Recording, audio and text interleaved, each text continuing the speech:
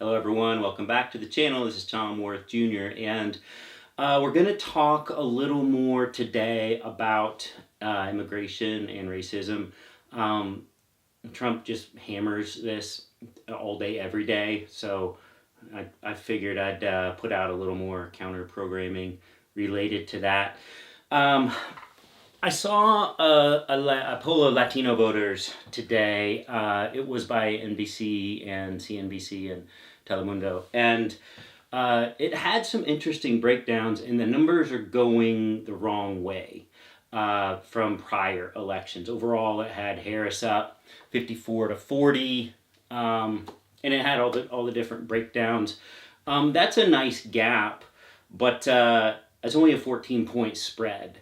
Whereas 4 years ago, Biden had a 33-point spread, and it was a 38 point spread in 2016, and a 44-point spread in 2012.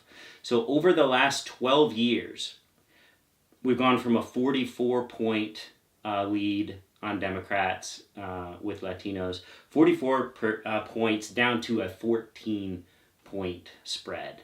And that's pretty shocking. 54-40 may seem pretty solid, but it's just fallen dramatically. And for the Latinos who were leaning Democrat, the most important issue with them, there's two or three top ones. The biggest one was abortion.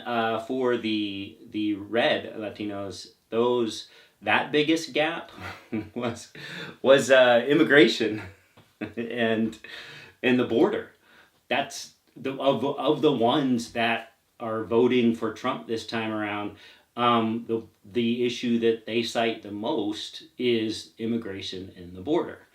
And this is because Trump is hammering this every day, and this is why he's hammering it every day. It works. It worked in 2020. Worked in 2016.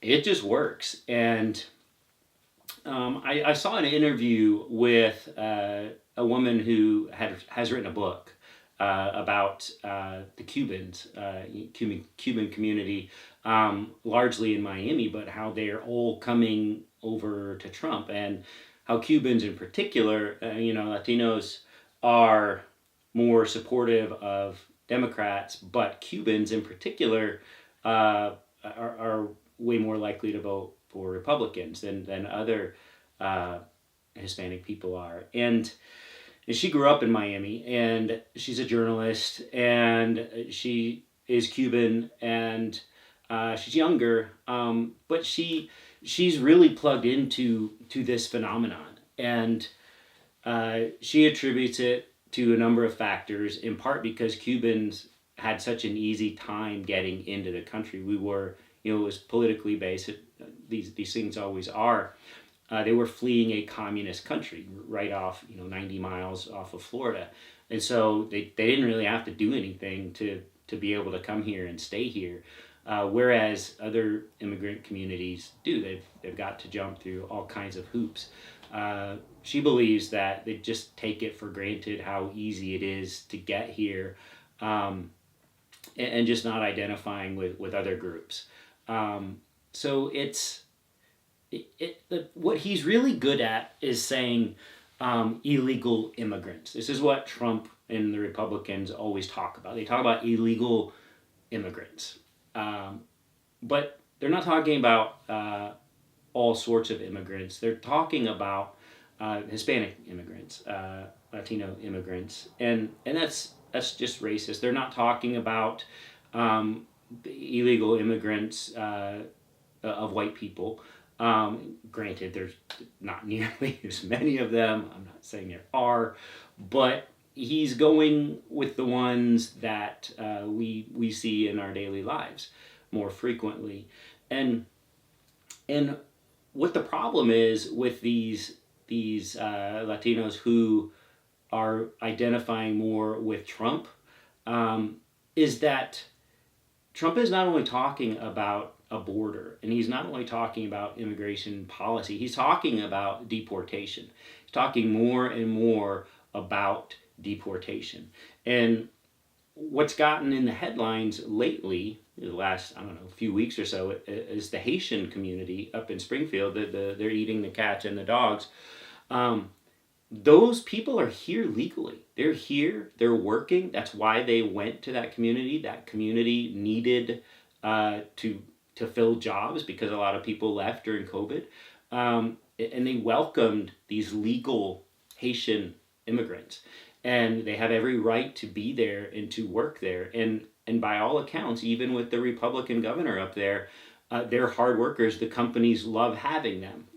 The community is doing much better because it's not just kind of a place where everyone left and turned into a ghost town, like you would see in a hurricane, for instance. People leave and then they don't come back. Well, you have these legal Haitians there. So when Trump is conflating illegal immigrants and eating cats and dogs and stealing your jobs, and we need mass deportation, well, where is he going to draw the line? Who is he going to deport? You have people, more and more Hispanic people supporting him, who are presumably here legally. Maybe they were born here. Where are Trump and the Republicans going to draw the line on their deportations? This is a question we don't know the answer to, and hopefully we'll never find out. Hopefully these people will never find out, because it's when you're just talking about the people who aren't Caucasian, the people who don't look like him, that could be anyone. When you're talking about requiring papers, that I don't get it. A lot of people don't get it. This journalist did. Her last name was Ramos. Her father is a famous broadcaster. He's been around forever. So I didn't write down all the numbers, but I did write down the gender gap is there. Much it was even with the males, the male Hispanics who are voting for Trump, but the females still had a 26-point gap in favor of the Democrats. But what was interesting to me is the age gap. For people 50 and above, there is a 57-point advantage for Kamala Harris. And if you're under 50, it's only a 5-point advantage. So people have delved into that a little bit. Why, if you're like my age, right? I'm 50 plus. There's a 57-point gap versus a 5-point gap. That is an unimaginably large gulf for a gender gap there. And it is Trump being really successful at reaching younger people.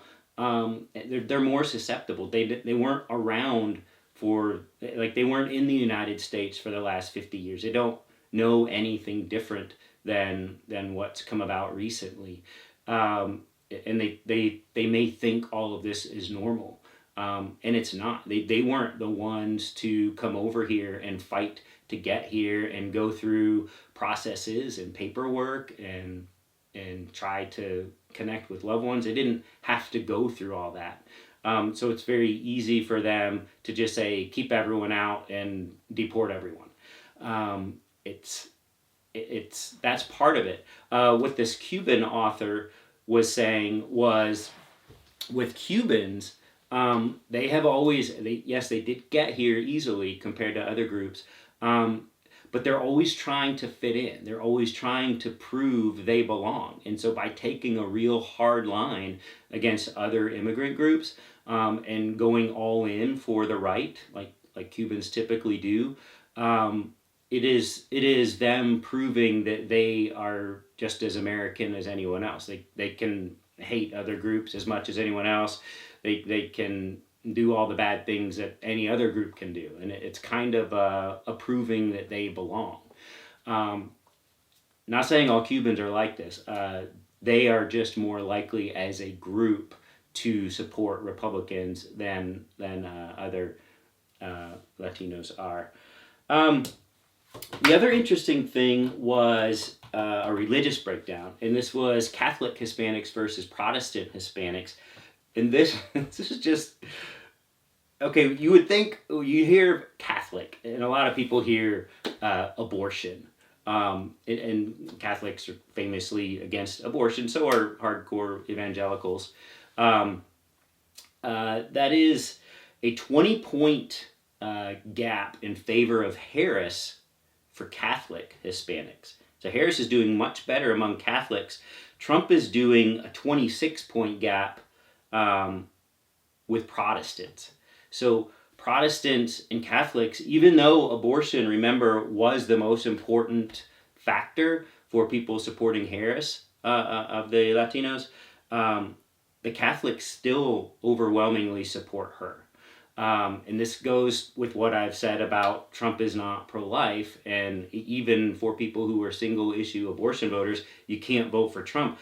These Catholic Hispanics get it.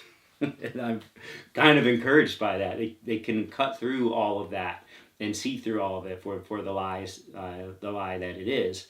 But again, with the Protestants, the evangelicals are Protestant. He's kind of got them sewn up, and that's discouraging. So Hispanic support going the wrong way in this election, which is unfortunate. But I do believe once he's not in the picture anymore, once he's not running anymore, after hopefully he loses this election, that will stop being hammered on as an issue, and things can maybe return to some level of normalcy. Which brings me to my shirt today. This is a shirt. My son and I started following. We picked out a couple teams to follow back when he started getting interested in soccer in 2015. We went with Barcelona for our La Liga team, and that was in the heyday of Messi and Neymar was there, Neymar Jr. and Suarez, and they were awesome. And we just got little jerseys, and we saw Mexico play Argentina over in the Cowboy Stadium here, over 100,000 people, overwhelmingly Hispanic crowd, all the Argentina flags, all the Mexico flags, and other South American countries, Latin American countries as well, wearing the jerseys of their countries, wearing the jerseys of the teams that their players played for as professionals. And then got to see Messi again when he came here with Miami in MLS and played the Dallas soccer team here with my brother-in-law, and right up there in Frisco, Texas. And it was like it was just all Messi. It was pink Miami jerseys, it was Barcelona jerseys, it was Argentina jerseys. This is a guy that just transcends borders, and it was amazing. It was an amazing night, and soccer players do that. They transcend borders because they often play in countries other than the country of their birth, and they also play for their national team. And so you have La Liga, which has many players from South and Central America. And there's a player who plays for Real Madrid, who's Barcelona's biggest rival, and Madrid, obviously, like just probably the biggest club, the richest club, right there with Barcelona. And the racism in Spain, I wasn't aware of this, is horrible, and he is subject to this. The star of their team is subject to racism by their own fans and fans around Spain, such that they have implemented a rule in the league, and I think they're working on anti-racist laws, maybe already enacted them in Spain, to where the referee at any time in a La Liga, a Spanish soccer league game, can just stop play if he hears racist things being yelled by the crowd, or if there's complaints by the player. He will just stop the game, just right in the middle of everything. And this is huge money. Like, only the Dallas Cowboys, as a professional sports franchise in the entire world, only the Cowboys are more valuable than Real and Barcelona are. So this is huge money. These are multi-billions of dollars teams. And the ref, at his discretion, can just say, we're stopping the game. And then they can try to identify the offending fans. And it's a stoppage for, I don't know, 5 minutes, 15 minutes. And then he can stop it again. He can stop he can clear the field, and all the players have to leave the field. And he can stop the entire match. And this has happened. He has cleared the field. These refs have. And it's pretty amazing that could you ever imagine a Dallas Cowboys versus whoever, a Kansas City Chiefs game, or a Cowboys Eagles or what? Yeah, say the Eagles. They hate the Cowboys so much that they hate the Cowboys. The Eagles do. Just a game up in Philly. If some drunk Philly fans yelling something racist down at the players, because these stadiums over there are big too. I mean, they're huge. They're approaching 100,000 in some cases.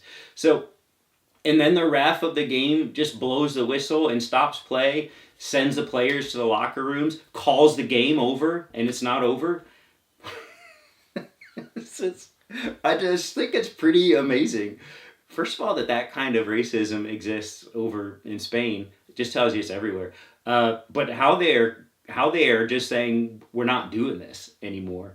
I don't know. I kind of love that, and I think it's having an impact. I think the incidents are less this season since that's been enacted.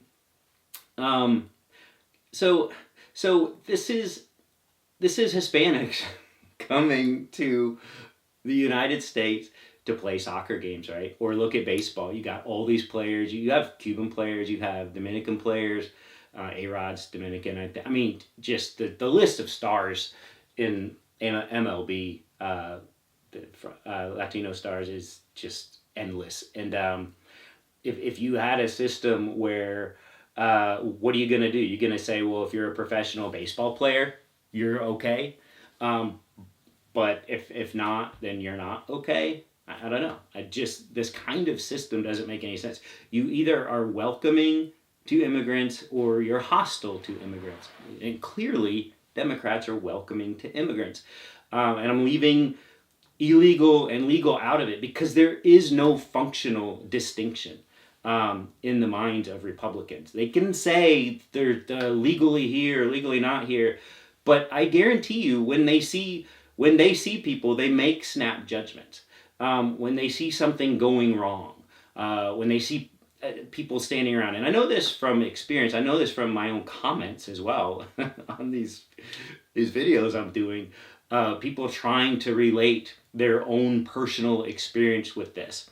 And there's this guy who said he saw this group of illegal immigrants hanging around and not doing anything. It looked like they're doing drugs. And I was just wondering, how do you know, first of all, that they're immigrants? Second of all, of their legal status? You don't even...